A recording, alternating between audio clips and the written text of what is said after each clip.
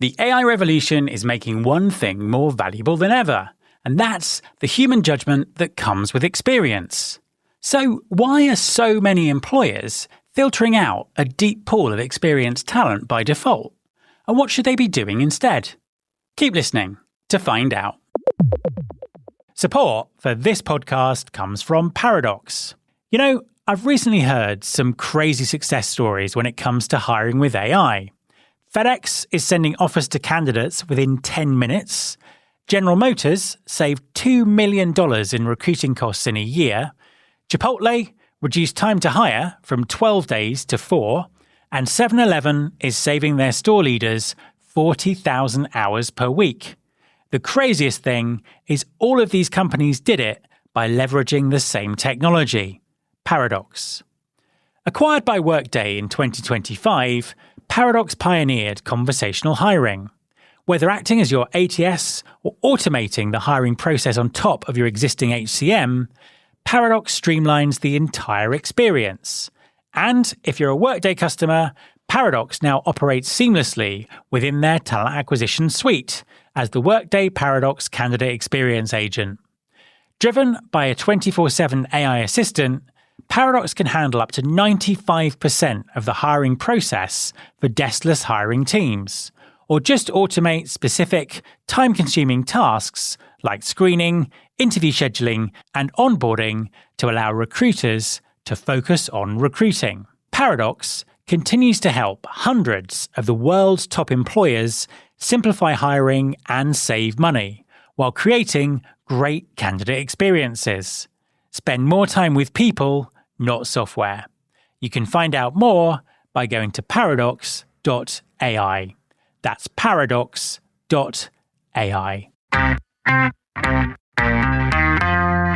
There's been more of scientific discovery, more of technical advancement and material progress in your lifetime and mine than in all the ages of history.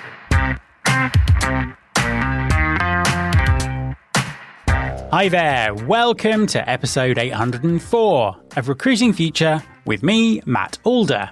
As AI reshapes how work gets done, the most valuable thing that someone can bring to their job isn't recent task experience, it's the depth of judgment, sector knowledge, and decision-making that can take years to build. That is precisely what AI augments rather than replaces.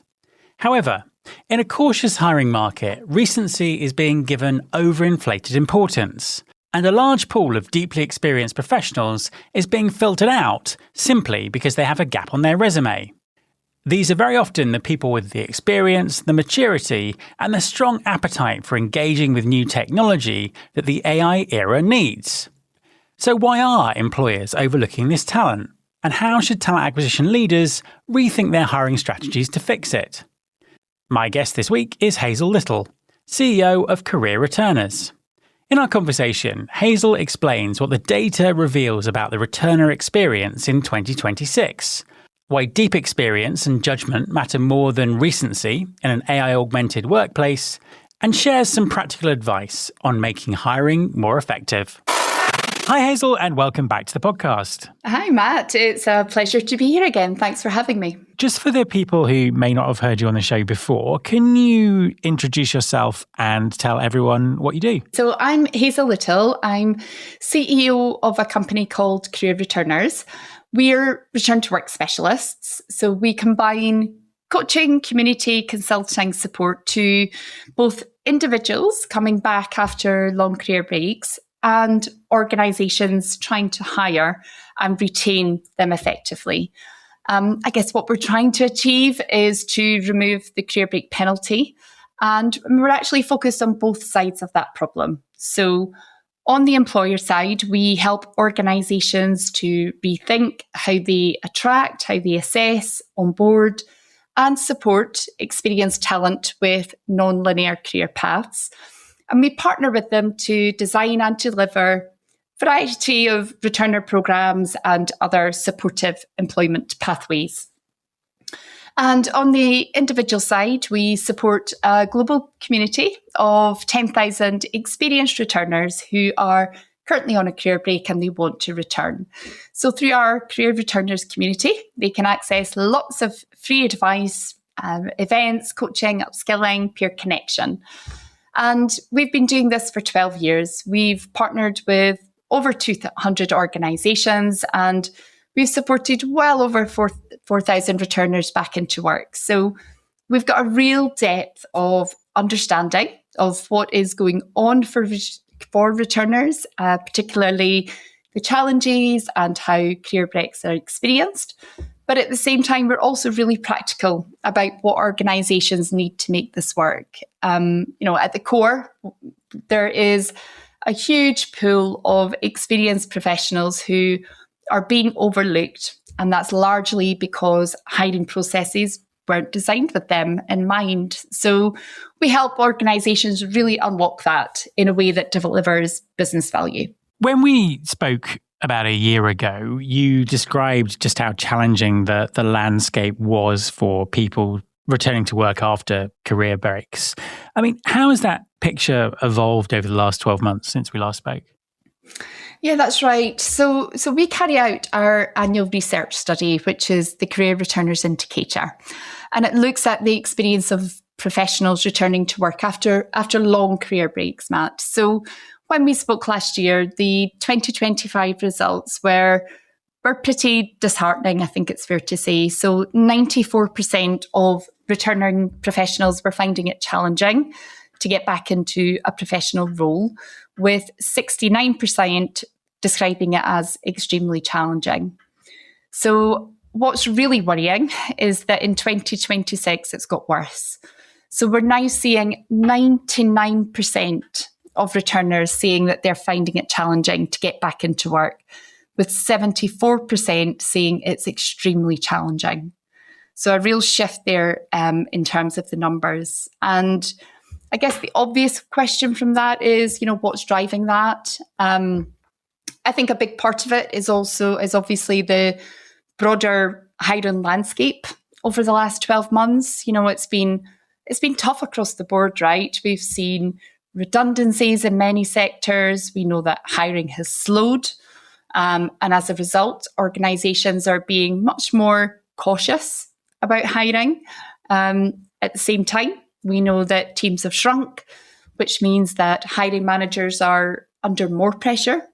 They are operating with fewer resources. So when you combine that caution with stretched teams, you see some really predictable behaviours. So first off, we know that hiring managers are becoming more risk averse. They are leaning much more heavily on recent experience as a proxy for capability.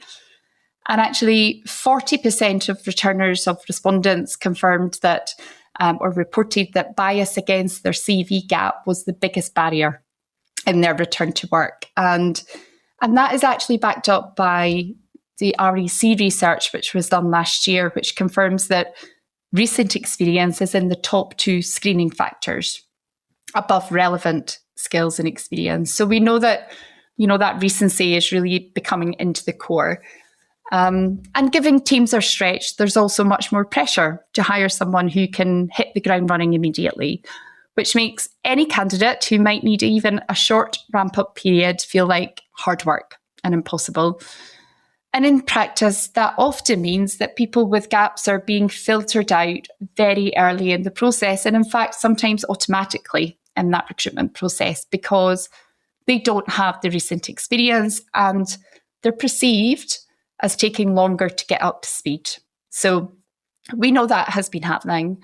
But alongside that, we've also seen a real slowdown in structured returner programs in many markets, but we've certainly seen it in the UK with tighter budgets, fewer open roles, that some organisations have paused those initiatives, which, returner programs have always been a bit of a lifeline for returners because they're not competing against candidates with recent experience. It's like a fairer playing ground. So what we have is that returners are facing right now pressure from both sides.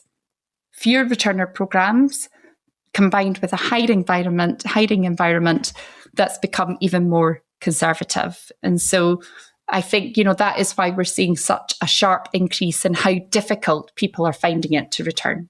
I think it's really worth talking about what employers are missing out on here by focusing on recency and, filtering out career returners automatically and all those sort of things that are going on. We discussed it the last time we spoke, but I think it's really worth reiterating for people listening to this episode. What is it that employers are missing out on by really cutting off the entry to work for people returning from career breaks? So they're first of all, they're missing out on a really rich and experienced talent pool. That's first and foremost.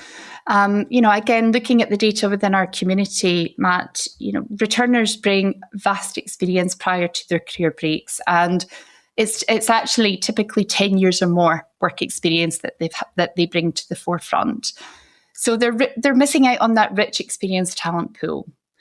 What they're also missing out on is the fact that these individuals have taken time out of their careers. They may have been doing volunteering. They may have been doing other work whilst they've been out. And so they have also developed different skills, different experiences. And so when they come back into the workforce, they are different. They're bringing that different perspective. They're bringing the cognitive diversity. So there's that element as well in terms of the value of the career break. But over and above that, what we know from our work over the last 12 years is that returners, they bring motivation, they bring loyalty, they bring commitment, they bring an openness to learn. And so there's all those kind of resilience, adaptability. There's all of those fantastic softer skills and approaches that the organisations are missing out on alongside the professional experience and the diverse experience because of their career break. Just in terms of the job searches that people are doing, to sort of dive into that in a little bit more detail. I mean, what are you seeing in terms of the effort that this group of people are putting into job searches? And what does it tell us about the way that the hiring process, and of course the hiring processes are really evolving at the moment, the way that those hiring processes are working for this group? I think what we're seeing really clearly is that returners, they are putting in a huge amount of effort and they are applying for high volume of roles. So around a quarter have applied for more than 100 jobs and about 40% have applied for more than 50.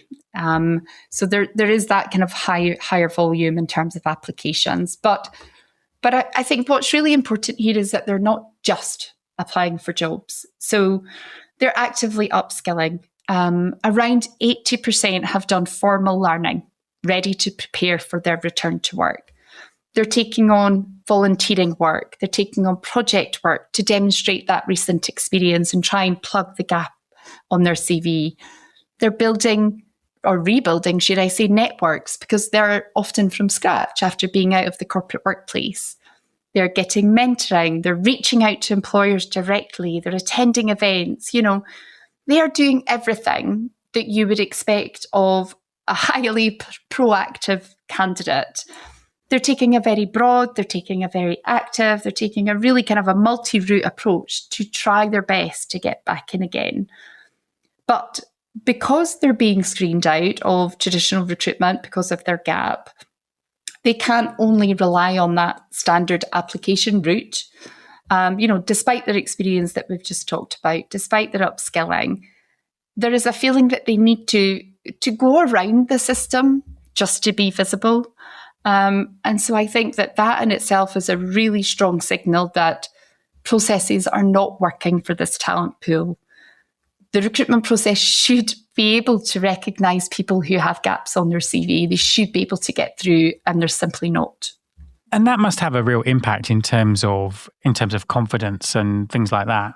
Absolutely, it does. So what we see is fairly consistent over the last 3 years, Matt, is that 89% of people have reported that their career break has had a negative impact on their confidence. And actually, I think, what's important to point out here is that the hiring process plays a critical role in that, because what we often see is that it amplifies that existing confidence gap. So if, for example, someone, they're coming back to work, they already feel a little bit uncertain, they've lost their professional identity, and then they struggle to get any traction on their application. And particularly if that is over a longer period of time, often months, sometimes years, then it reinforces that loss of confidence very quickly.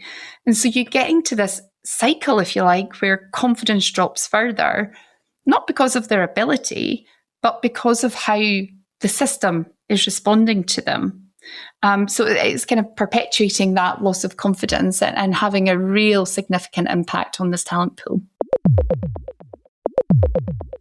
The big discussion at the moment is AI and digital skills reshaping the workforce, both in terms of the skills that people need. And there's a really interesting ongoing debate about whether it's taking jobs away or not, which seems to be swinging in kind of both directions, depending on what week we're sort of listening to the news. From a career returner's perspective, how ready are they to engage with that shift to AI? And do you feel that employers are recognizing the readiness that they might have? They're super ready. And I love this. This is something that I'm so excited about, because in our data, we asked the question around, an interest in upskilling and reskilling. And actually 93% of returners are open to retraining in AI or digital roles. And 71% are very open to that. And alongside that data point, what we know is 42%, they are actively interested in pivoting into a new role or into a new sector. And so what this tells us, if we look into the data, is that we've got this talent pool that has a very strong learning mindset and a high degree of adaptability. Yet, when you look at the broader narrative around skills shortages, again, particularly in tech and AI, there's quite an interesting disconnect there, because we often hear there isn't enough talent. We often hear that there aren't enough women in these areas. And yet 90% of returners are women. And the vast majority, 93%, they are open to retraining into exactly those types of roles. So it's not just a pipeline problem, but we also need to think about then how we are assessing, but also how we are developing talent, because this is a large, motivated, experienced group of people who are actively willing to reskill. They're actively wanting to move into these areas. But the real question, as you say, is whether employers are recognizing that readiness, whether they're willing to hire and whether they're willing to develop the talent, rather than just expecting it to arrive fully formed with recent experience. And I have to say, we're not quite yet seeing enough traction. But I think what's also really important is to point out that there is that underlying assumption, particularly for people who have been out of the workforce for a while, and often for older returners, that they either can't or that they don't want to engage in new technology. And so I'm really excited that our research challenges that, because, unlocking this talent pool isn't just thinking differently about how we hire for emerging skills, but it also requires that willingness to invest in training and development.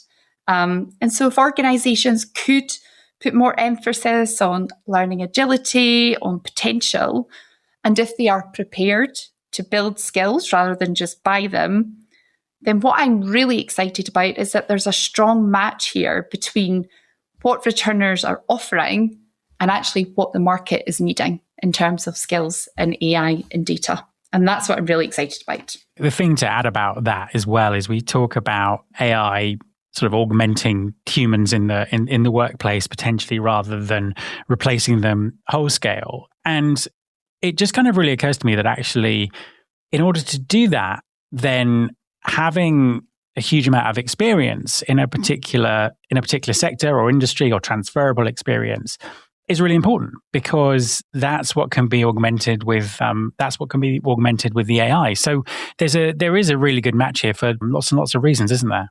Definitely. Absolutely. That prior experience, the decision making, the maturity, the ability to kind of bring that broader thinking, all of those elements that you've mentioned, it really aligns with this talent pool. So there's a huge amount of potential here. So for the talent acquisition leaders who are listening, who want to make their hiring process genuinely more accessible to people returning after career breaks, where should they be focusing their energy first? I would highlight 3 key areas. So the first is how candidates are screened and shortlisted. So it's the single biggest barrier. I've talked about it.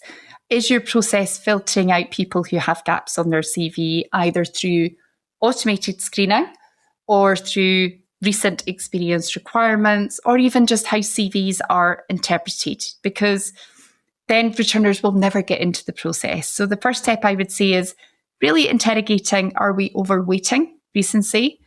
Are we defaulting to linear career paths? Because if you don't open that door, then honestly, nothing else matters. We need to get that door open.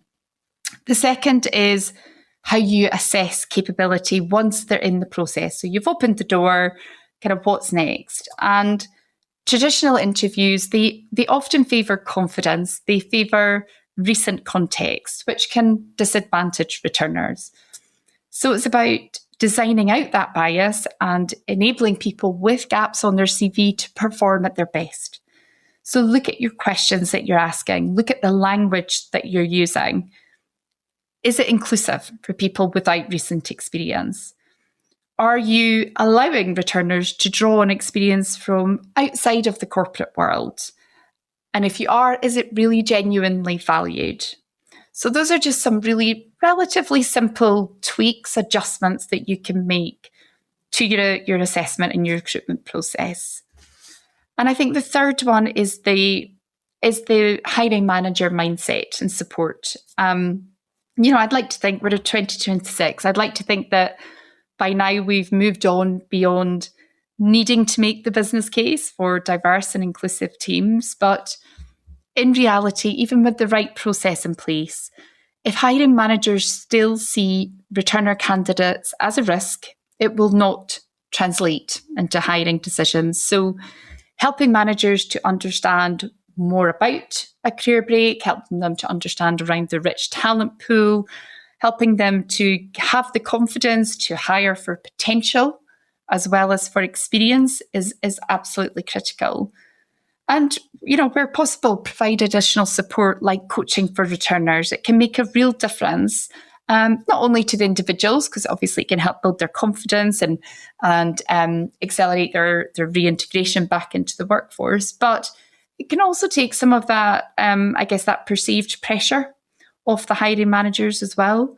I think of your audience, Matt, and I think, talent leaders they're in such a strong position here to shape how hiring works in practice and to make a meaningful difference to who gets access to these opportunities. So there's lots of advice out there, but that would be my top 3 things for people to think about practically. As a final question, what kind of policy changes or structural changes, just the way that the work happens and governments and employers think about it, what would make the biggest difference to career returners over the next 2 to 3 years? Firstly, is at the policy level. I think there needs to be a greater recognition of career returners as a distinct labour market group that would benefit from more targeted support. So that could include things like reducing the cost barriers to retraining. It could be better aligning reskilling opportunities with real employment pathways. And again, particularly in growth areas such as AI and digital, because as I've said, the willingness to retrain is there, but access and affordability for this talent pool can be a barrier. So I think government needs to step up in terms of that at a policy level. I think the second thing is around employers creating structured pathways back into mid to senior level roles. We've talked about the importance of returner programs, about the importance of supported hiring and bridging that gap. But we also know in the current market that we've seen a number of those programs have been paused or scaled back. And I do think that would be one of the biggest shifts that we would see more organisations reinvesting in those structured pathways. And then the third, I would say, is more about normalising career breaks more broadly. At the moment, career breaks, they are still being treated as an exception. And that perception feeds directly into hiring decisions. So I think it's about changing how organisations think about careers more fundamentally through policy, through culture, through how performance, potential are assessed over time. Recognising that, as careers become longer and more flexible, stepping in and out of the workplace is going to become increasingly common. And I do think that for organisations that design for that reality, they will have access to a much broader and more resilient talent pool. Whereas at the moment, returners, they're having to adapt themselves to fit the system. And I think there's a real opportunity to start redesigning the system around how careers actually work in this day and age. And I guess if we look to the future, careers are only going to become more non-linear. So organisations that will adapt to that now will have a real talent advantage in the future. And that's exciting. Hazel, thank you very much for talking to me. Great. Thanks for having me, Matt. My thanks to Hazel. You can follow this podcast on Apple Podcasts, on Spotify, or wherever you listen to your podcasts. You can search all the past episodes at recruitingfuture.com. On that site, you can also subscribe to our weekly newsletter, Recruiting Future Feast, and get the inside track on everything that's coming up on the show. Thanks very much for listening. I'll be back next time, and I hope you'll join me.